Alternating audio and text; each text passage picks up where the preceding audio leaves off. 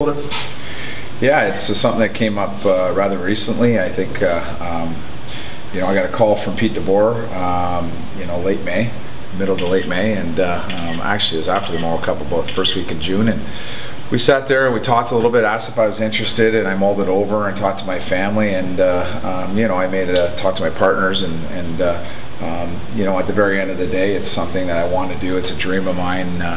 It's not an easy decision by any means, but it's a decision that was weighed properly out with all parties, and it's the same thing as I tell my players. My players, go on, follow your dreams, and I made no bones about it that one day I want to be an NHL head coach, and I'm not getting any younger by any means, and it's a great opportunity. Pete's a coach I respect. I have a ton of respect for, and it's a great franchise. Great organization, so it's a good situation. What's different between this time and when you headed to Columbus? Well, I think for one thing, I think the business is a lot more stable. The ownership is a solid group, and when I say that, I mean that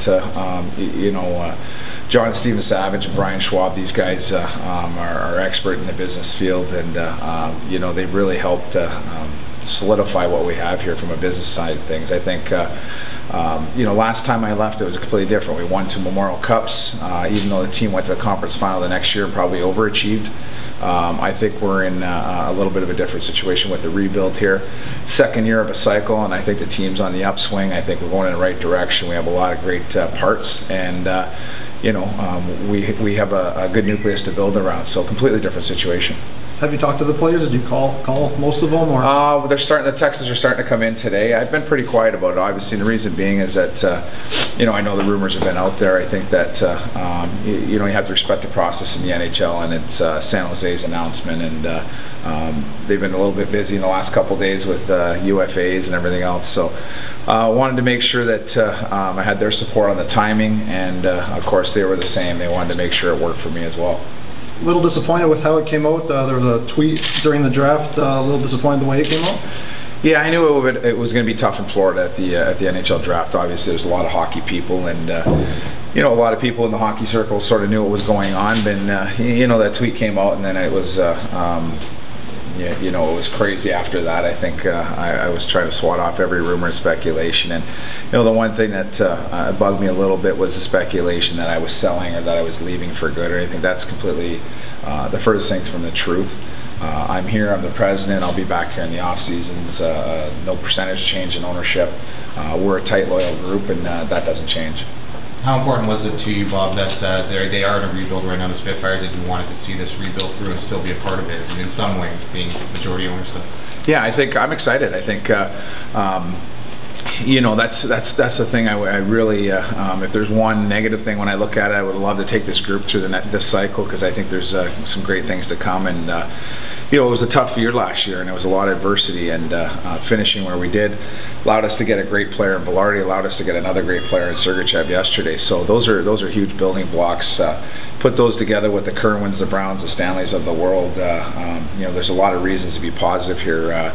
Mikey DiPietro. I mean, I could keep going on and on. The list is real solid, and I think the fans are going to have a lot to cheer about here in the next few years. Bob, speaking of the fans, what do you tell the fans? What do you tell Windsor residents in general?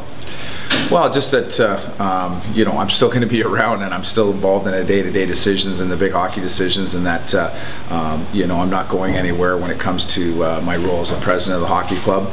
And I got to also thank them. That's one thing, that their loyalty, and I understand it's dipped off a little bit, the business, obviously, and that's the game we're in. I mean, it happens in any sport and any team. So it's our job, our responsibility, and I want to ensure the fans that there's not a day goes by that we don't try to improve this team and build on what we have, and we're not going to stop until we get back to where we were before. So who's your replacement going to be? Good question. No, we're working hard. Warren and I did a ton of interviews down in Florida. We've flown some candidates to Windsor. They've got the chance to sit with our partners of the whole ownership group as a whole, and all I can say at this point is that we're very, very, very close to announcing something, and the fans are going to be very, very happy and satisfied of who that guy is. And what I will say about this is, I think if you look back and last 4 years, we've turned out some head coaches in DJ Smith and Bob Jones and Dave Matzos, and it's a good place to work here. And I think that word is out in the hockey world.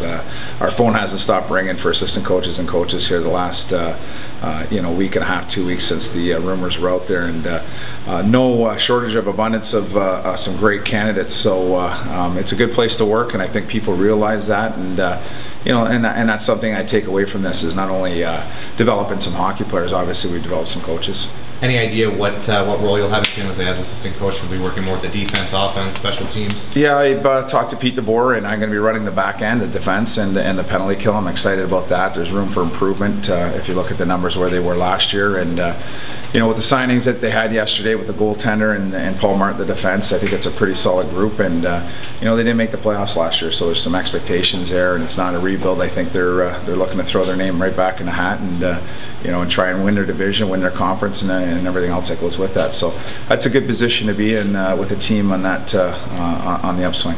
Was this the first time since Columbus that a team really showed that much interest in you? I mean, obviously a good friend of yours just went to the NHL.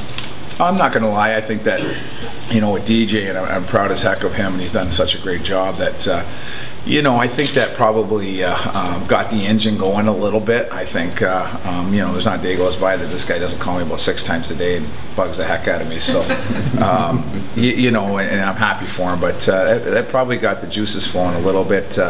Over the last few years, there's been some kicking tires and some people calling and opportunities presented themselves. But, I came back from Columbus for a reason. And, again, if this would have happened 2 years from now, it would have been unbelievable, because that was the plan. And I really didn't have my name out there looking. It was a call made to me, and and I think that had a lot to do with it as well. They came after me, and that's pretty important in the hockey world when someone's trying to reach out to you.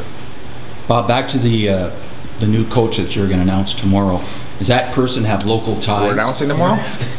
Possibly. Okay. Does he have local ties? Was that your question? Yes, that's the question. Sorry. No local ties. He's a guy that, again, I don't want to say too much about it because we're just finalizing things, but